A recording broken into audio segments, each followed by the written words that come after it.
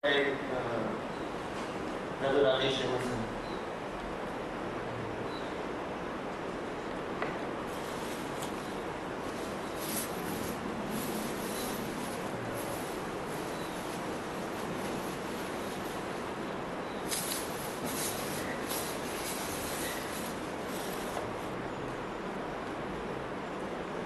Shall we bow our heads, please?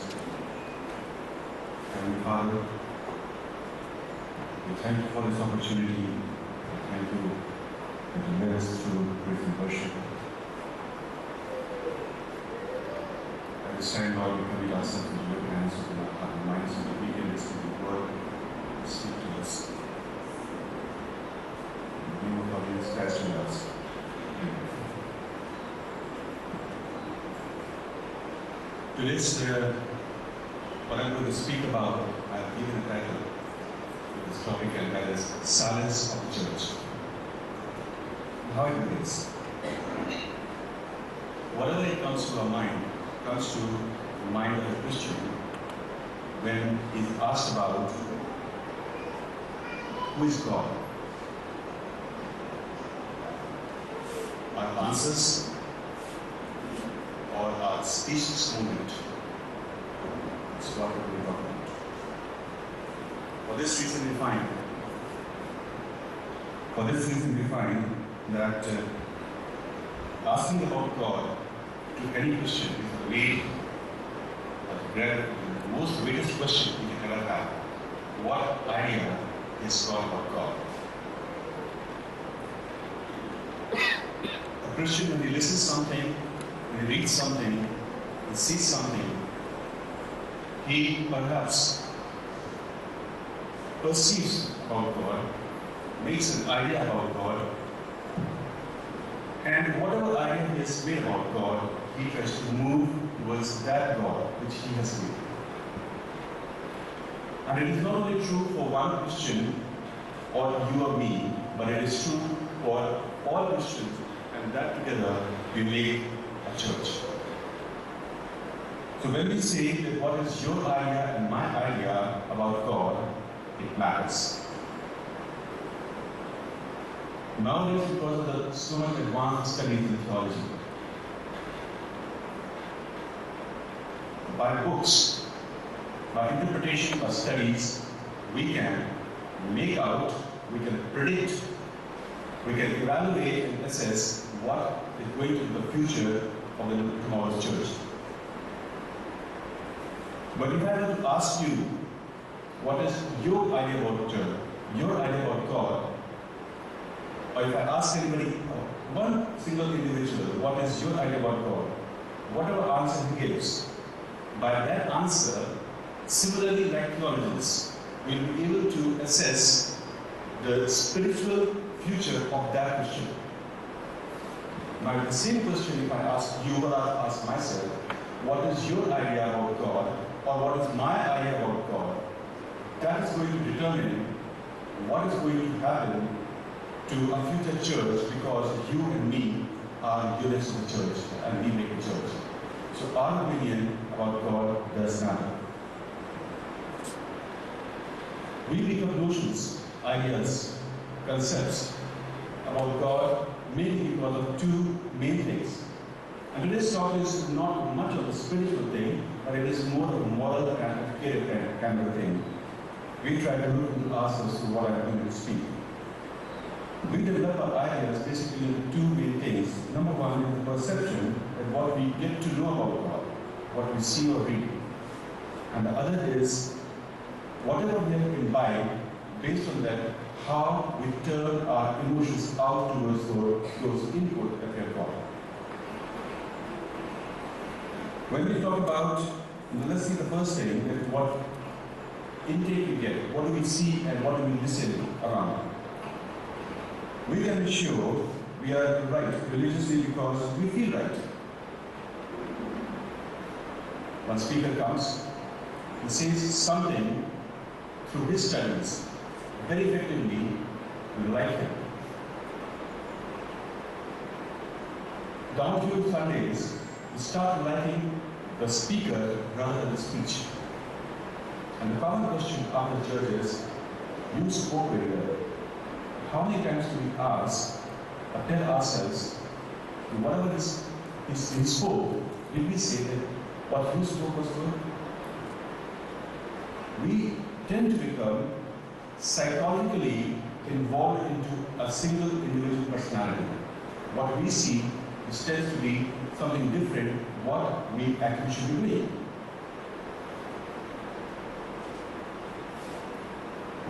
We see books, we read books, we see movies, and we start following our heart.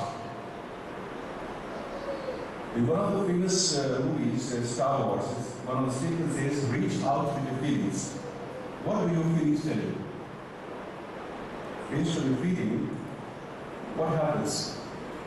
If you are sleeping in the middle of the night and you see something happening in the kitchen, you think that now yesterday somebody has broken into the kitchen window and trying to sneak into the house. You pick up the gun and shoot the person and find that he was your husband. Getting in the middle of the night. Because what did you do? You felt that way without cross-checking the facts, impulse, emotions, your own thought process, and you took a decision. You thought somebody in the night has broken into the kitchen, picked up the gun or the stick and started hammering at the guy. Switch on the light and find that he was your brother. Oh, I'm so sorry, I thought he was a thief. Why it happened? Because you thought so. You felt so. And you reacted without knowing a fact. It happens. What happens with our theologians in different denominations? Mormons, Pentecostals, Catholics, Baptists, Methodists, Charismatics, and so on and so forth. They all meet and they all say, we are correct and we are right. If all of them, all heads are right, then where is the controversy? Because everybody is right. Then why do we differ? Well, there's some different doctrines and all that, and what I'm trying to say, that we feel that right. One denomination thinks we are right, other thinks that we are right. But since we do have a contradiction, that means we are not perfect in that. And we try to take decisions, we react, we do our worship service or our developing of ideas based on what we feel and what we think is right. And why do we do so? And as I said, I would pick up the stick and start bashing at the guy who broke into the house, because that was, at that particular time, that was that grid of my knowledge. My knowledge box was small. I just heard something, I saw a shadow, and took a decision to hit the guy. I did not react, or I did not do what was required, to switch on the light and ask, who are you? And then think whether to beat up the guy or not. I did not expand the grid of my knowledge. I reacted on what I knew, what I felt. Whereas the facts could be out of that grid. Facts could be beyond that. What we are supposed to do, look for the facts, not on the feelings. Look for the facts in the Bible, read between the lines. A fact leading to other fact. Information leading to other information. And information which implies to other fact. And indirect facts. There are so many things. Not just saying that the Lord always said that I am going to be with you, always. And we start giving, Lord, why you are not with me? Now, if you and me were studying, what is the meaning of you? When God says, I'm going to be with you, who is that character or person God is talking about? Are you as righteous and are you maintaining those standards of righteousness in your spiritual life as God expected you to be? No, you don't do it. You're nowhere close to it, and you accuse God. God, where were you when you banged the car? God, where were you when the son fell sick? We accuse God without knowing the meaning of the word you in the Bible, what God is trying to indicate to whom. Who is that you? Are you that same you in the Bible? No, we don't. We try on less information. We try to react on less of the facts, not knowing what exactly it means, and we try to develop our emotions and our own feelings, and we interpret it in our own way, rather than to find out what exactly the Word of God says.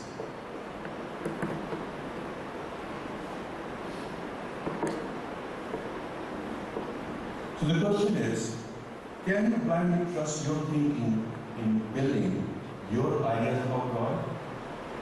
Based on your thinking, the answer is no. You cannot develop the idea of God on your own thinking. And the very fact is, because you and me, we are finite, and we cannot fathom what is infinite. And for that, we need to go into the scriptures and find out what is the fact, expand our own grid of knowledge so that we will work on that. The next thing that I want to speak about is your emotions. For example, we had a time of testimonies here, and we had a time of worship here. And when it happens, we look at it, we react to it, we develop certain emotions in ourselves. And that's what praise and worship is saying. Praise and worship has to be more rejuvenating so that we can really come up in our thinking and praise and all that. So, based on our emotions, can we think and make an idea of what God is? No, you cannot do that. Why? Because emotions, if you see psychologically, is nothing but your feelings, and a graph of emotion can go up or down. I've spoken this in one of my men's fellowship, this thing has spoken there as well. Your emotions are always up and down. Sometimes one morning when you get up, you feel so depressed. You had a tough night before, you had a tough day before, you are physically exhausted. When you get up in the morning, you are too tired and you feel low. And you get up in the morning and you can't find yourself in the right place and you should be at that morning, you're behind the clock, you try to rush up, you feel disgusted. You feel that you have to chase the life all the time, every time. And you say, why is it like this? It is already 7 o'clock and I should have it at the bus stop. Or rather, my pickup is coming. And you start grumbling. Your emotion level goes down at that time. Contrary, one fine day you find that everything is so happy, nice weather, everybody at home, kids running around, and a lot of food is being cooked, and everybody is happy at home, and you are happy. Your emotions are up. If your God is based on your emotions, then one fine day your God will be very good, and one fine day your God will be very bad. You cannot take the levels of understanding of God and His personality based on your emotions, because your emotions are not fixed. There's a cyclic graph of emotions. God doesn't go up and down. God is where He is. God said, I am what I am. He doesn't move. It is our emotion, our emotions, our thinking that keep fluctuating according to our mind, how it works. We cannot assess based on our emotions. When we talk about, like we had a lot of this, we just spoke about healing. Many talk about the tongues. Now, healing in tongues are the gift of God. And very rightly He has said that I was given a gift. I think that's the first step of understanding the God's gift. But there are many denominations which try to do the healing and try to do the testimonies, loud music, and show. A showcase of a movement of the Spirit. The tragedy, the Spirit is moving, things like that. Has anybody in the congregation felt that way? Yes, the Spirit, the Holy Spirit is moving here, or the Holy Spirit is touching to me. Before anybody even think of it, the speaker would start saying, Holy Spirit is here, and the person and the congregation gets psyched into it, thinking, Holy Spirit is perhaps here. Am I that sinful that I am not in touch with the Holy Spirit? Or am I falling short of the glory of God? The emotions, whether it is to praise and worship, whether it is to testimony, tongues, these are perhaps in some denomination the way of attracting people. It has, especially in the Western world and Far East, there are many denominations which have been revolutionized. We cannot say that emotions can build the idea of God. We cannot do that. The God needs a commitment. It's a marriage. You are part of church, the beautiful church, the church is the bride of God. So, if you are in a marriage, it's a commitment. One fine day there is bad, one fine day good. Irrespective, you maintain your status. And that's how we need to build up our idea of God, what God is like.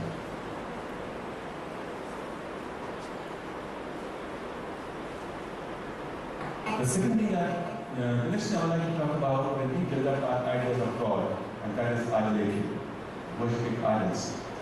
Now, how do you think developing idea of God when you're sitting in the church has got to do something by worshiping idols? Worshipping idol doesn't actually mean that you have a certain structure in front of you and you're kneeling down and worshiping the idol. No, it is something beyond that. It is something for a finite mind like you and me is trying to figure God by his own emotions and by his own understanding and thinking without going into the book, without reading the Bible and getting into the scripture.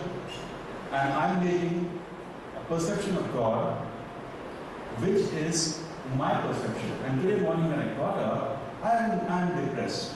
Today morning when I got up, I'm so happy. So I've got a perception of God. He is a happy God. He's a helpful God. But one fine day, while I'm writing about God, I've got a notion that I'm so depressed, there's so much problems in the family, everybody is sick, the car broke down, the maid didn't turn up, there's no electricity, the water line. What is God doing? And I'm trying to bend down that God is a very nasty God.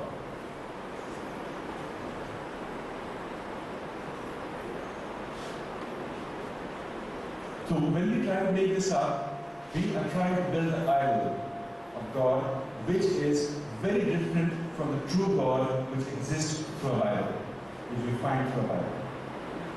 And when we try to fix up this notion about God through our own silly understanding and our own silly emotions, we try to build God which is very different and absolutely away 180 degrees apart, totally in opposite direction what our actual God is. So when we try to worship God which we have made in our heart through our own stupid things, our own silly things, that way we are getting into idolatry. Because we are trying to worship a God which is not a true God. Why? Because we did not read through. We did not go through the scriptures. We did not go what the word said. We went through our own thinking. We went through our own emotions. I believe that the Christian's life will be and should be a direct reflection of his thoughts or idea of God's life. The word teaches us that we are known by the love we have for another, and the spiritual fruit that we bear. This fruit can only be by an intimacy with the Holy Spirit. Jesus said, that which is born of flesh is flesh, and that which is born of the Spirit is spirit. If our relationship with Christ is as it should be, then our lives should be a living example of God. Minus some pitfalls for even we create ourselves. But is our life like as holy, as clean, as clear like God Jesus? If it is not, then we are not in the likeness of what Jesus Christ is supposed to be, we are supposed to be. If our life is different from the life of God Jesus Christ, then in that case, we are different from Lord Jesus, not like him. And that is because intimacy is not there. Otherwise, we would have tried to follow him. So we need to know the life of Lord Jesus Christ so that we can have intimacy. And the question for us is, it sounds a bit negative, but this is what we need to answer ourselves. Is your relationship to God according to the Word of God? Or, let's look the other way.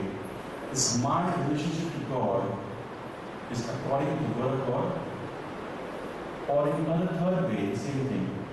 In which way, if you see the third way, that is more practical. In which way my relationship to God is not according to the Word of God? If I know the reasons why my relationship to God is not according to the Word of God, then I will be able to correct those reasons and take away from my life. Because the simple saying of a problem can only be solved if that is identified and acknowledged. This is the problem. If I were to say to you, you have to go and speak in French, and I say, yes, I know French, and you will go myself. I have to understand the problem that yes, I do not know French, I have to learn French first, and then only I can speak French. The problem has to be understood and then solved. So if I know that in which way my relationship is not according to the Word of God, then only I will be able to correct and find the cause, correct myself, live a life like God, the life of God Jesus Christ, which we are supposed to do, and have intimacy. If we seek Him and His love and keep His commandment, we will be like a tree that can be judged by its fruit, what comes out of our mouth, what we do, how we treat others, etc. And then, when we start doing all these things, when we start bearing the fruit of our intimacy, that's how we try to learn what God is like. When we start practicing it. Our idea of God and the true being of God are two different things. Whatever we know about God and God as such is of immense importance to us. Our actual thoughts about God and our statements about God can be two totally different things. What God exactly is and what we speak, because we have never thought about God. If somebody would ask me, okay, Rajesh, you get up and now go and speak about perhaps the Prime Minister of India, I will only speak about what the newspaper and the TV has told me. I don't know him personally. I cannot talk about him. I will only talk about what I know.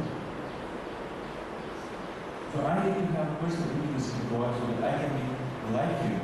And when I have an intimacy and I'm like Him, I try to practice those things in my life so that I can be like Him, I will know the pros and cons of what God is like. God is like this, but it's so difficult.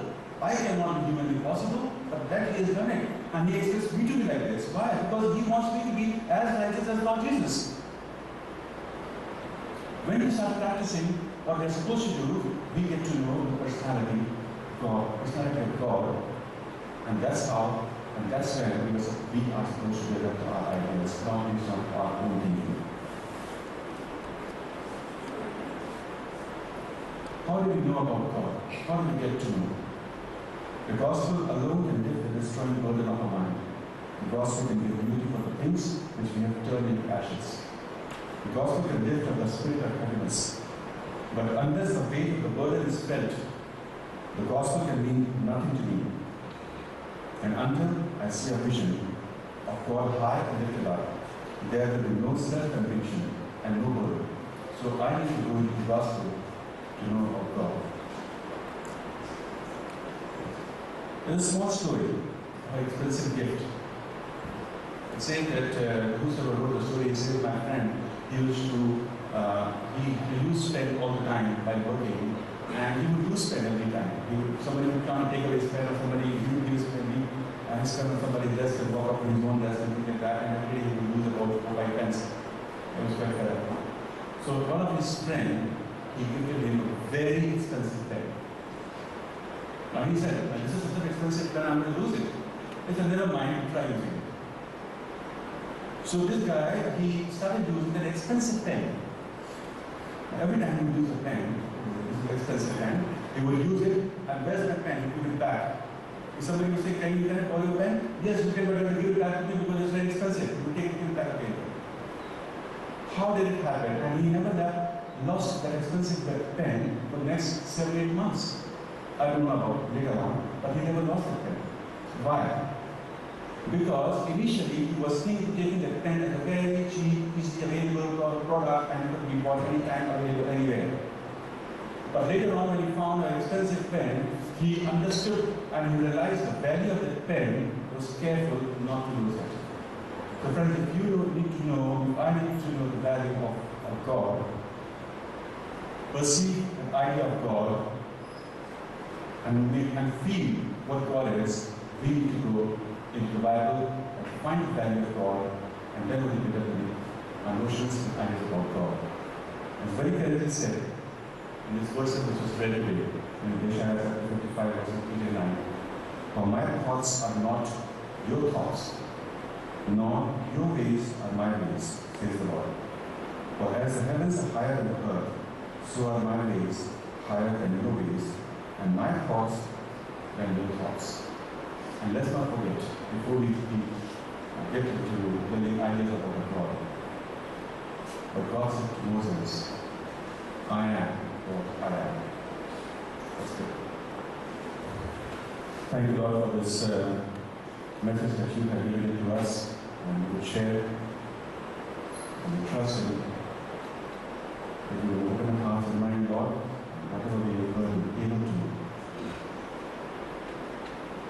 apply it on our life so that we can have intimacy with you and understand what you see. In the name of God, Jesus, we ask. Amen.